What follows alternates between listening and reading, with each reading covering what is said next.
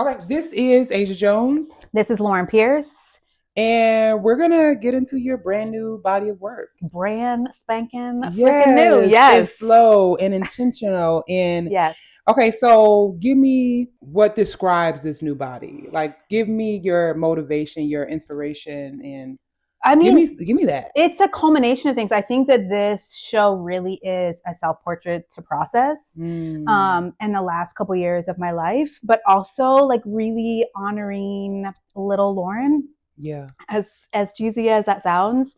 Um, I would say like moving at a slower pace has been at the front of my practice over the last 2 years. Actually, today I had an episode. This is the anniversary of an episode I had in Ghana, where there was some self harm. And I kind of spiraled out. I was working all the time. I was booking lots of shows. It was wonderful. I thought I was living the dream that I had for myself, and just really realizing that I was working for other people and not really working and building and creating for myself. Yeah. So taking the time to just like sit with myself has been really, really necessary.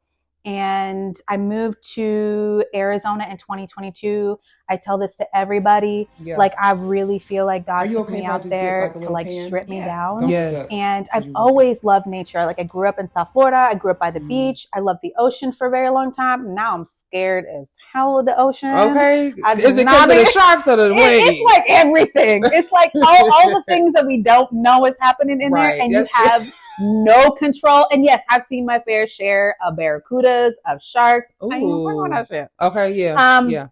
So like nature has always been the thing that has like spiritually grounded me. And I feel like to be a single mom, to be in a place where like it was quiet, I could hear myself think for the first time, and then to really think about what I wanted to share in my work. And I think also being out there where there wasn't a whole lot of melanin in Arizona, and to be in these places that are so profoundly beautiful and moving.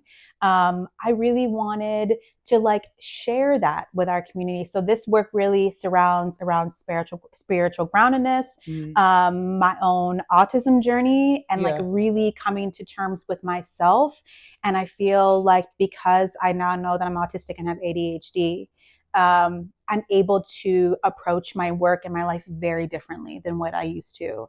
And of course, this work is very, very time consuming, and that is on purpose. Yeah. It is like forced me to be more disciplined about my time, but to also not rush through things. Absolutely. Like any time that I have to like do and make quick decisions, which sometimes that's life, it just doesn't really work for me. Yeah. It doesn't work for my neurodivergent brain. So this work really it's about the process. It's about slowing down. It's about the power of nature. It's about my diagnosis with autism and my journey there. Yeah. It's about like growing up as this like undiagnosed autistic weird Black girl that like loved Lord of the Rings and Harry Potter and all things fantasy, and like that escapism that I didn't really realize it was because that reality felt more natural to me than my own reality.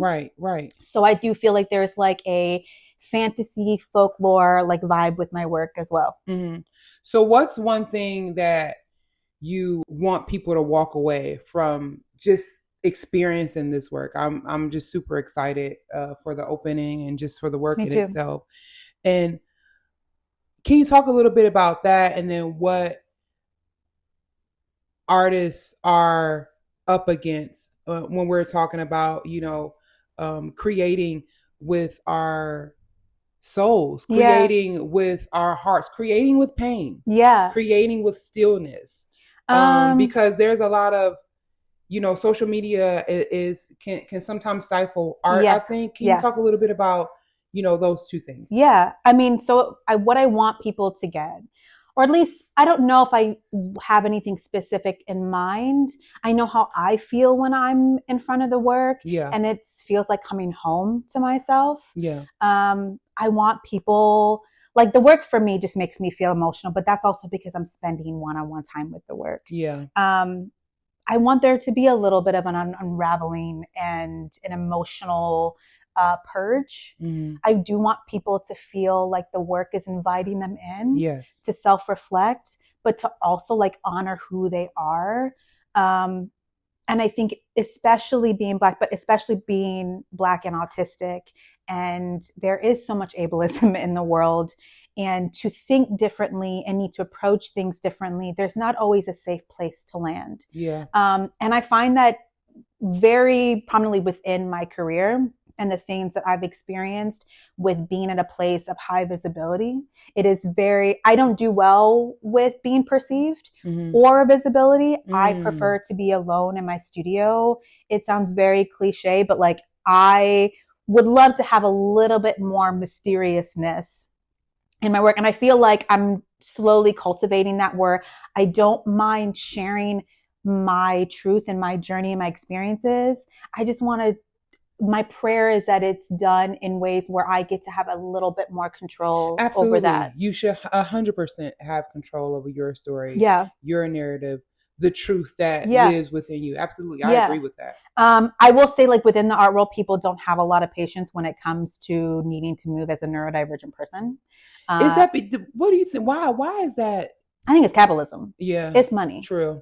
And when you're neurodivergent, like, because I need to move, for me, I need to move slower, the money is not turning out as fast. And that is something that, like, because I want to move a specific way, it comes with sacrifice. Yes. I don't want to just be about chasing the bag. I want it to be bigger than that.